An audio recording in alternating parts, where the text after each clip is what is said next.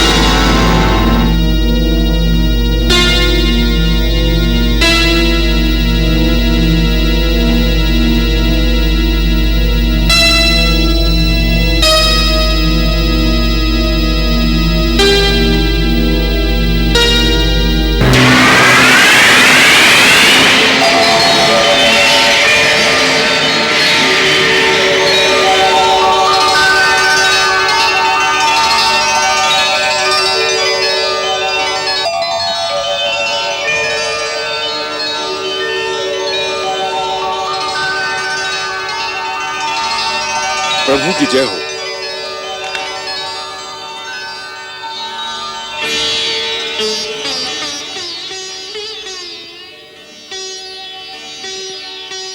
श्री राम, आपकी जय हो। अब तो अपने मित्र की बात पर विश्वास आ गया ना? क्षमा करें प्रभु, अब मुझे अपनी विजय पर पूर्ण विश्वास है। तो फिर चलो किष्किंधा और चलकर उस वाली को युद्ध के लिए ललकारो। जो आज्ञा प्रभु। चलिए।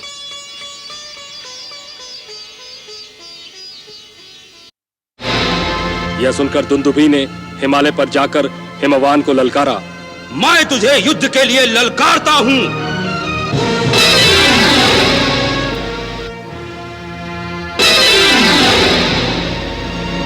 और हिमवान ने कहा, मैं तो परम तपस्वियों और ऋषियों के साथ रहता हूं। युद्ध करना मेरे पराक्रम में नहीं है। तुम अपने समान किसी वीर से जाकर लड़ो। कहां मिलेगा ऐसा परमवीर? दक्षिण में बांदरों का राजा बाली तुम्हारे टक्कर का योद्धा है। वो महाबली ही तुम्हारे लड़ने योग्य है।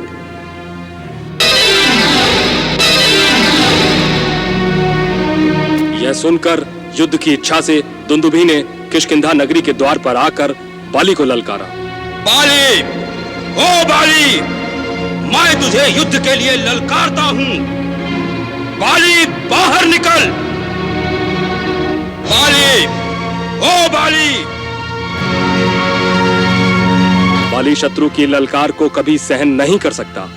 वो उसी समय नगर के द्वार पर आ गया और दोनों में एक भयानक युद्ध आरंभ हो गया।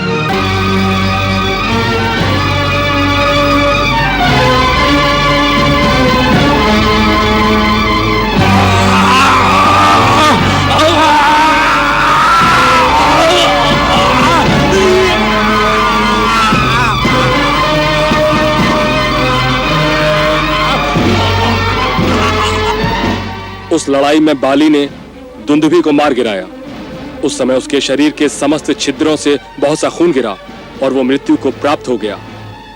बाली ने उसके निष्प्राण शरीर को दोनों हाथों से उठा लिया और उसे बड़े वेग से चारों ओर घुमाकर बाहर फेंक दिया। इस गुफा के बाहर वन में दुंदुभी की हड्डियों का ढेर पड़ा हुआ है, जो पर्वत शिखर के समान जान पड़ता है। और वहीं ताड़ के मोटे मोटे 7 वृक्ष हैं, जिनकी शाखाएं सब ओर फैली हुई हैं।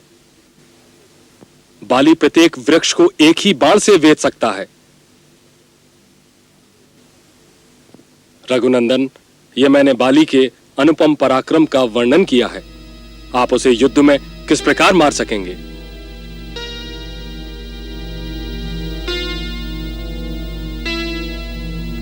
अच्छी बात है महाराज सुग्रीव, आप मुझे वो ताड़ के 7 वृक्ष और दुंदुभी की अस्थियों का ढेर दिखा दीजिए।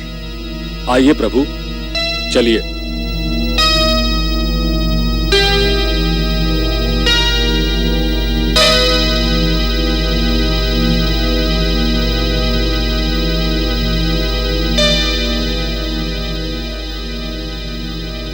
श्री राम जी, वो देखिए, दुंदुभी दैत्य की अस्थियों का ढेर वहां पड़ा हुआ है।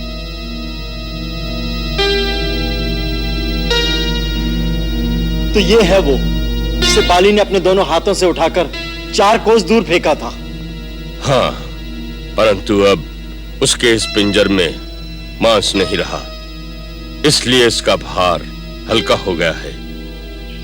क्या आप अपने पैर की ठोकर से इसे उतनी दूर फेंक सकते हैं? प्रयत्न करके देख लेते हैं। और उधर देखिए, ताड़ के 7 वृक्ष। बाली की भुजाओं में इतना बल है कि जब वह बाण चलाता है तो उसका बाण ताड़ के वृक्ष को भेद कर पार निकल जाता है। इस प्रकार वह 7 बाणों से 7 वृक्षों का भेदन कर सकता है। यदि आप इन वृक्षों पर अपने बाण को परख लें तो अच्छा होगा। मेरी धृष्टता क्षमा करें नाथ। बाली का शरीर वज्र के समान है। आप उसके शरीर पर जिस बाण से आघात करना चाहते हैं, उस बाण की शक्ति को परख लेना उचित होगा। अच्छी बात है, मैं दोनों चीजों को परख लेता हूं।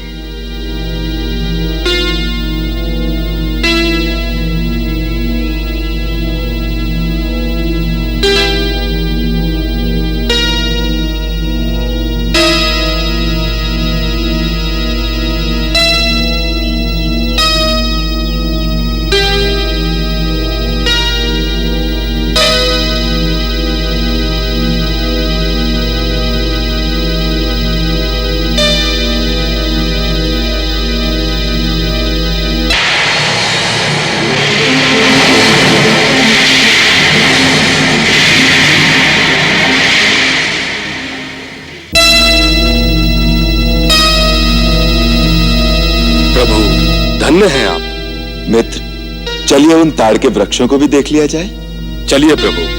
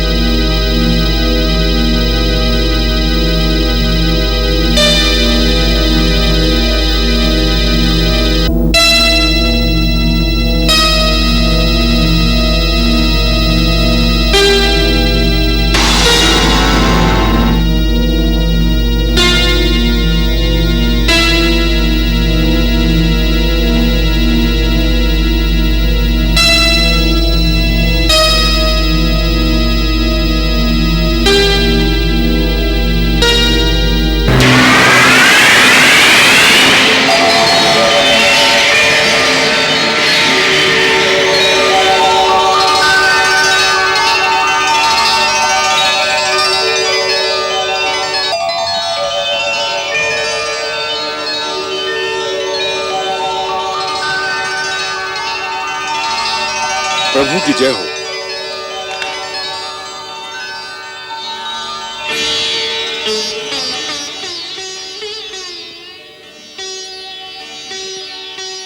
श्री राम, आपकी जय हो। अब तो अपने मित्र की बात पर विश्वास आ गया ना? क्षमा करें प्रभु, अब मुझे अपनी विजय पर पूर्ण विश्वास है। तो फिर चलो किष्किंधा और चलकर उस वाली को युद्ध के लिए ललकारो। जो आज्ञा प्रभु। चलिए।